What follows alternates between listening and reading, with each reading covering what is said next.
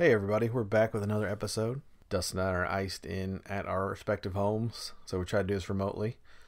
We recorded another episode where we talked a little bit about the big Louisville win, and talking about our upcoming games, how we think we're going to finish, and maybe our predictions for the NCAA, if we can hang on, and how we feel about the last 5 games. We also have a surprise giveaway, kind of impromptu, so I hope you listen all the way to the end. And we'll see you next time. Thanks for listening.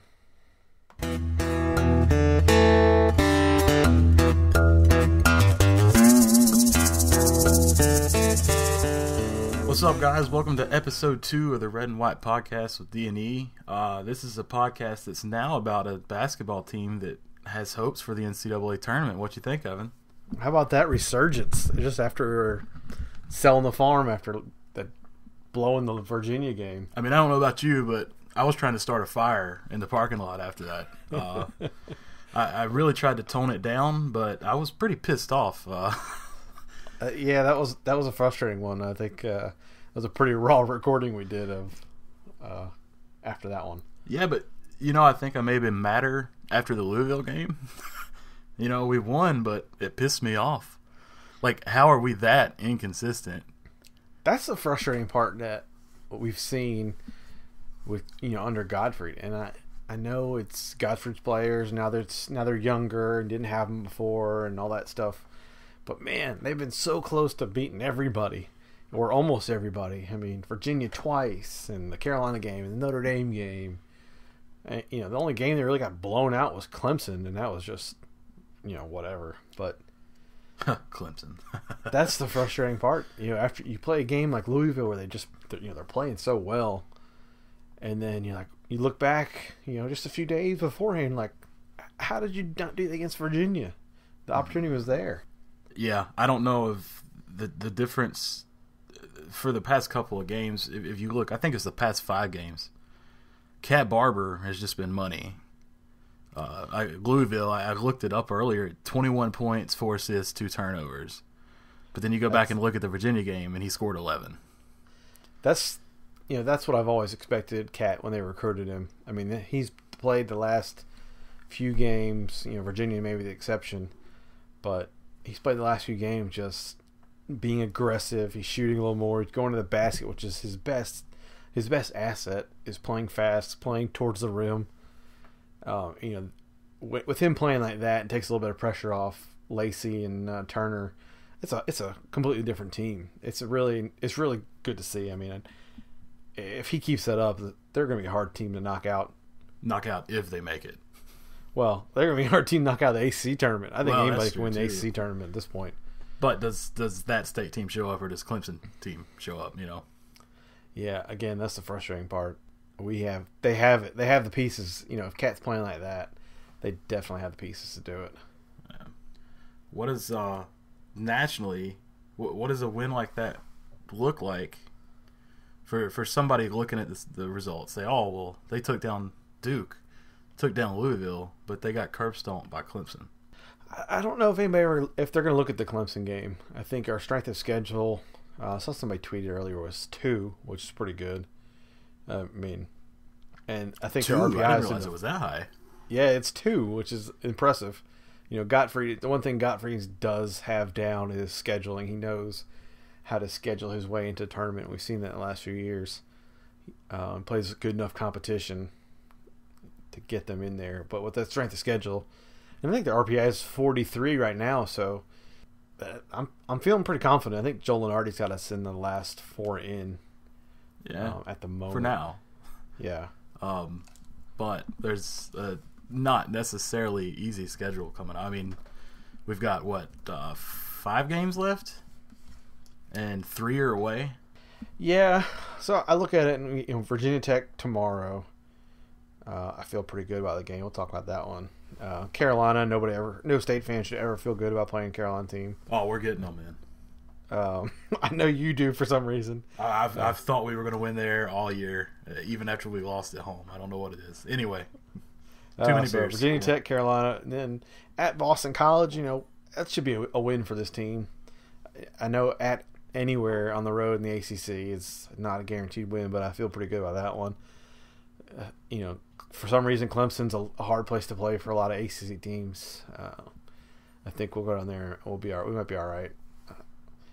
And then Syracuse at home. So, I mean, if you go 4-1 out of the stretch, that's fantastic.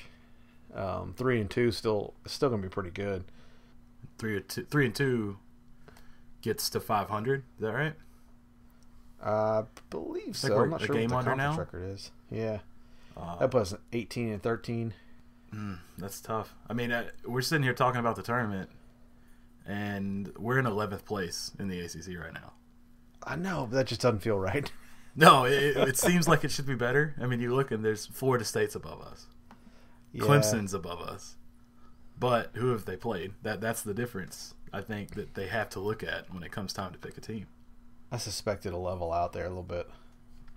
I would hope so. Like you say, VT should be a win. We need to take advantage of it now before they get better, which they will in the years to come. Yeah, I mean, Buzz, he's a good coach. Oh, yeah, he'll get them there. Same thing. They're on the Wake Forest thing, I think. Like they're going to get better. There's no doubt. Yeah. VT, that should be a win. At Carolina, see, you brought me back down to earth, making fun of me, but I just feel good about it. I don't know why. Plus, the one thing I think that we may really get up for that game, and the reason is, Carolina's lost out of 4, so that should bolt them up in the rankings to top 10 at least. That's right. Yeah, I cannot. And I saw. I think it was. I can't remember if it was ESPN or CBS or somebody that they've revamped the rankings or their power rankings after every day, and they still had UNC at 18. Yeah, I'm like, you've lost 4 or 5. Come on. It's unbelievable. Yeah. So I'm looking at the ACC standings here, and after Duke, who's 10-3 in the league, Louisville's 8-5, Carolina's 8-5, Syracuse is 8-5, and then 7-6, 7-7, 7-7, and then Pittsburgh and NC State are tied at 6-7. So you can go from anywhere from 11th to essentially 4th place in the league at this point. I think Louisville's probably got 4th wrapped up, but I mean, I see that they should jump up quite a bit there. If they go 4-1, that puts us, I'd say 6. Do you really expect to go 4-1? I would never expect to go 4-1. 3-2, I would think, has to be. That's 7 or 8. That's putting us pretty close there. I just being under 500. I'm not sure. I think we should be playing on Sunday if we're under 500 at the end of the season and hoping for a shot. In my opinion, 3-2 puts us at 9-9, so that's not under 500. 3-2. Well, I'm thinking. Yeah. Okay, so say we NC State it. So I'm looking. Say we get VT. Say we lose in Chapel Hill, lose in Clemson, and then lose to Q's at home. They're playing better. See, that's the interesting about Cuse is that this is going to be their last game of the year. I mean, they're not going to any of the tournaments. Exactly. They're done.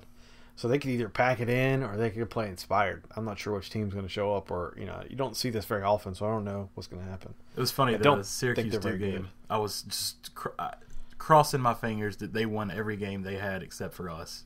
Yeah. So they would be easily in to, take away that self-imposed sanction that they just weren't going to make it anyway. Yeah. But, yeah, I don't know. The 2-3, I could easily see happen. I could easily see 4-1 on the other end. So I think it just depends on who they want to be, And I think 3-2 is a safe bet, and that puts us at 9-9. And with that strength of schedule, I feel pretty good about that, and that's probably the kiss of death. But yeah, it could be. I don't know. What if they say they get to that 500 mark and then they lose the first game in the tournament? I think they'll be okay. You do? I think strength of schedule at 2 and RPI in the 40s, it puts us in. See, the only thing that makes me think otherwise is like last year, I didn't think we had a chance, and then we squeak in. So if I go into Selection Sunday comfortable, there's no way we're getting in, man. Yeah, that's the problem. Yeah, that's the NC State in us. So yeah, well, so all right, so going through, not how many do we have to win. Let's do VT, win or lose. W. W. I agree. At Carolina. Loss. Loss? Yeah. Oh, you have little faith. That's going to be a win. We can win that game because Carolina is just, in a game against Duke, but they're just not playing that well. I mean, Marcus Page got dominated by Quinn Cook, and that's not good for him. If he's if PNC Page shows up, then I think that's a different story. But yeah, okay. So you're at 1-1. I'm at 2-0 at BC. Win. See, I think that's a win too. So you're at what's your record now? 2-1, and I'm 3-0 at Clemson. I think we win that game. Do you? Mm-hmm. I think we lose. I think we get revenge for that egg we laid here. I hope so, but I don't know. I think especially if they run through and say they go 2-1 through those first three, I would say we're due a loss because we've not really shown anything otherwise the whole season that we would be able to win. Right. You know, Syracuse home. I think we get Syracuse at home. See, it feels weird that I feel like we can go to Chapel Hill and win, but we're going to lose at home to Syracuse. Yeah. Just because of, I think they're playing better. Like you said, there's that whole their last game of the season, no matter what, and that's something that I hadn't even put together. Which thanks for that. I don't know. Yeah, I just don't think they're that good. I mean, as long as we don't leave Cooney open for a dozen threes, I think we match up pretty well against Raheem Christmas. I don't know if anybody else. I don't know. I'd see them packing it in at that point. So you expect us to defend the three? I don't even know what that means. I don't know. I don't feel confident about it, but I'm going with the win, just because I know there's a lot of Syracuse fans that are going to be there. Yeah. Well, I mean, we are near Cary. That's right.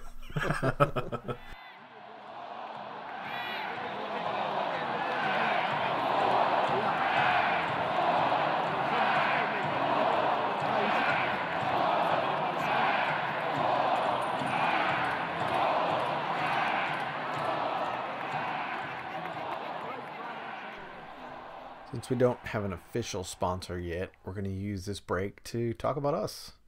Don't forget you can give us a call, 919-766-0096. Leave us a voicemail. We'll play it on the podcast. Let us know how you feel. You can talk about whatever you want. Football, basketball, baseball, the women's basketball team. Nailing a three-pointer at the last second to beat Miami after being down 20 points. Pretty cool. Anything you want. You can also hit us up on Twitter at Red and White Podcast, or you can find me at ER and Dustin at State Sports Beat. Thanks for listening. Enjoy the second half.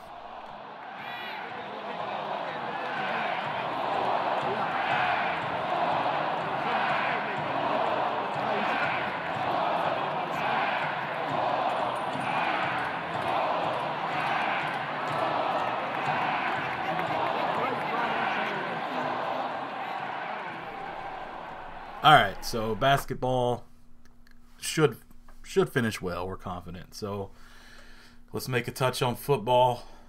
Dave Doeren, what do you got? Dave Doeren signed. You heard it here first, folks. Well, actually, you heard it on Twitter. Dave Doeren signed a contract extension for 2 more years. Absolutely fantastic move. I think you have to do it. I mean, your WL, I think it shows confidence in the direction of the program, and there's no reason not to. It was a great move. Some really interesting bonuses in his contract. 8 wins gets him $50,000. What else we got here? I mean, 8 wins that's guaranteed now. We're an 8-win program already, so it's just holding steady. Yeah, so we've got a tough schedule and all, but Yeah, see, somebody brought the point. Does putting that clause in the contract, does that kind of steer you towards scheduling jumps? But for the most part, the schedule's set for, I think, the next 8 years or whatever it is. So I don't know if that really comes into play. Well, we have to schedule the other Power 5 now. Yeah. There's no getting around it. Yeah. And they're not going to be easy games. We're not going to Tuscaloosa or anything, but yeah. Mississippi State was up on the outswing this year. We'll be going there. West Virginia to go burn couches and stuff like that. So here it is. I'm stealing off Joe Giglio's Twitter feed. 8 wins worth $50K, plus another $100K for a supplemental package. 9 gets him $100,000 plus another $200 for a supplemental package. So when we say supplemental, it's radio, TV, all that stuff. That's kind of how they build in some extras into the contract. What else does he have? $500K if he wins the national title. Man, he's going to be a rich man in a couple of years. $100,000 for finishing in top 15. $250,000 for winning 12 plus games. 8 wins triggers an automatic 1-year extension. So that's pretty good. I mean, that kind of helps. Is that just for 1 year? Yeah, automatic 1-year extension. So this is basically a 3-year extension. Mm-hmm. Yeah. If we don't win 8 games next season, I'd be about ready to boot him out myself. No, I'm just kidding. But I think 8 wins is definitely a realistic goal next season. Right. It also brings up his buyout, which is good to know, to base salary $840 times years remaining, which would be $4.2 million. So, when the SEC comes calling for Dave Doeren, they can pony up $4.2 million for us. Well, that wouldn't be bad. I'd still rather keep him probably and just go to the SEC ourselves, but let's not go there yet because I agree with you. That would be bad.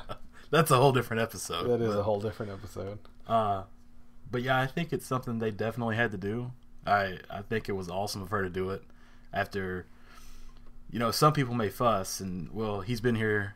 He had 1 bad year, 1 good year.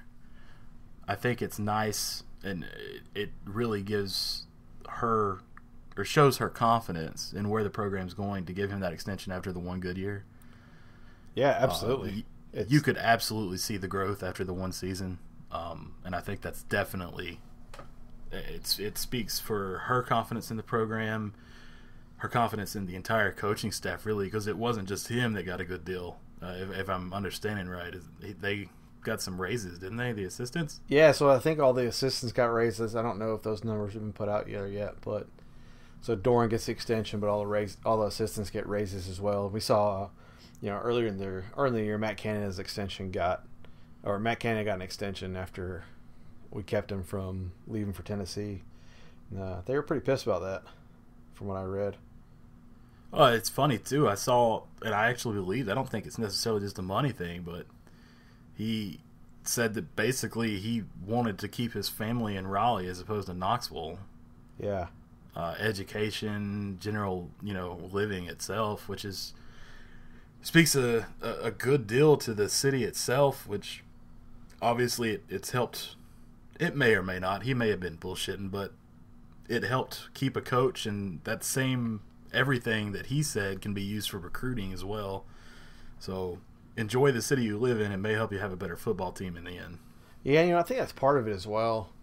If you're Matt Canada and he's like, well, I got Jacoby this year, I got Jalen behind him, plus, all the stud running backs we've recruited and guys we have. That's pretty attractive. I know Tennessee recruits pretty well, but, if you have that kind of talent playing in the ACC, I think it kind of gives you a little bit of a leg up. Makes you look a little better. So the potential is there. I think that's all part of the attractiveness. And plus, Raleigh's pretty awesome. I agree. Yeah. I agree. I lived in South Carolina for 3 years, so this place is just amazing. There's if any of you live in South Carolina, then I'm sorry. I'm not trying to insult you, but that I lived there 3 years, and Florence, South Carolina is the armpit of America. And it's funny, you can just come a few hours up 95, and it's an entirely different everything. And I can speak too for my family is all originally from East Tennessee. They're all diehard Tennessee fans, all live around Knoxville, and Knoxville's a cool city. Going on, the Matt Canada deal, but he's right to think that Raleigh's better overall. And I think that the city itself is a good thing for recruiting. And I also think that the quick extension here, Doeren, that getting out to recruits, they know they're safe. They're not going to come somewhere and the coach be gone a year. I think that's a recruiting boost, especially, I don't want to say, I'm not going to promote negative recruiting, but Doeren's safe. If you look, go down 40 to Chapel Hill, that coach might not be the safest man in college football. I don't think so. I think we saw it at the end of last year. People are always, they're disappointed. It was their year to win the Coastal, and I think the speculation is that he is on the hot seat. I think he's probably looking for any way to get out of that dumpster fire as soon as possible, but he just hadn't had that year where he's gonna be the most attractive person yet. I mean, winning 7 games in Chapel Hill isn't getting you that job at Florida or wherever. No, but I want to come to his defense. I mean, if everyone could revive a sleeping giant, then somebody before him would have done it. That's right. It's not that big of a deal. Speaking of Carolina, this is the last thing I got. I don't know what you have, but I saw the schedule release. I think it was yesterday that came out that Carolina has booked themselves in 2016 the Chick-fil-A kickoff against the University of Georgia. Yeah, I'm a little jealous of that game. I'm a little jealous of the exposure that they're going to get from that game. See, I look at it next year, I think it is. They start against, South Carolina and Charlotte, right? Yeah. And then, bam, next year, Georgia and Atlanta. We had that one good year of getting just destroyed by a Derek Dooley-led Tennessee in Atlanta. But other than that, scheduling's... I get that it's building the program, but it hurts to look right down the road and see what they're getting and we're not. Yeah. I mean, if it makes you feel any better, at least Georgia's going to curb stomp them. It's going to be I'll predict disaster. that 2 seasons ahead. Yeah, they're going to destroy them. I think I may go just to laugh and watch. I hate Georgia, too. I grew up a Tennessee fan and then, went to state. I pulled for both, but I might have gone to Tennessee if not for out-of-state tuition, but that led me to hate Georgia anyway. Oh. And I'll still pull for them. I'll go wear Georgia red. Well, we can wear state red. Yeah, we'll just fit in. But yeah, I would. If they want to keep booking games like that, I think South Carolina kills them next season, and that's a bad South Carolina team. But Georgia they have an off year, and they're still better than Carolina. I can't tell you when they haven't been. Yeah, so that's the only thing I kind of hold a little solace in. Yeah. One thing you forgot to mention about Dave Doeren's extension, and the best part about that is that it still gives me more time for us to achieve our goal of Dave Doeren inviting us into his office so we can do this podcast. That's still our goal. I'm pretty sure that's already in the works. He doesn't know it yet, but I'll bring a 12-pack or maybe just a King Cobra 40, but, keep it classy. So I don't know if the folks remember, or they could hear it on our first podcast with the bad audio, but I really hope they didn't even listen to that, to be honest. Yeah, me too. But what we had said is that the goal for this podcast is that Dave Doeren would invite us to his office so we could do this podcast. I think that would be pretty cool. Yeah, absolutely. So now if he keeps getting 1-year extensions, that kind of just gives me a little bit more hope. Oh yeah, the seeds are planting. They're giving they may have given the extension for that. Yeah. Have we had anybody call us yet? No. Come on, people. We need some phone calls. This podcast was supposed to be by the people for the people, and you're letting us down. Right. It's easy number 919-766-0096. You can call us anytime. We're not gonna answer. It's just gonna go right to our voicemail. Leave us a comment. Leave us whatever you want. You want to talk about Dave Doeren's extension? You want to talk about how you hate Carolina? You want to talk about hell? You can team? Call and say you hate us if you want. I mean, at least somebody's calling then. That's right. We probably won't air that, but give us a call. Let us know. Talk to us. Come on, people. We had a pretty good response on Twitter. People were saying real happy about Dave Doeren's extension. Trying to pull up some of the, I got a lot of stoked. It's really exciting. Great move by Debbie Yao. Awesome. Yeah, so we'll get a little more in-depth commenting from our people when we get this going, but you can call us, you can tweet us. We'll start trying to make this interactive. 919-766-0096. You can be famous. Yeah. Mildly everybody famous. Listens to this. Like everybody. Yeah. All 100 of our subscribers. Yeah. that's it. So, anyway, that's all I got. You got anything else, Evan? I do not think so. As All right, always, well. you can follow us on Twitter. I'm at ER. He is at State Sports Beat. Thanks for listening. You should get on there tomorrow, and I will live anger tweet the Virginia Tech game. So you could be a part of that. Oh, how about this? I can't go to the game tomorrow. So if somebody wants to call and leave us a good comment about their prediction for the game on our voicemail, I'll give you 2 tickets and a parking pass. Hey, there you go. There you go, people. You want tickets to the game? You got to listen to this and call us beforehand. Yeah, quick. I mean, real quick. So, all right. Well, y'all, good luck tomorrow, and go Pack. Go Pack.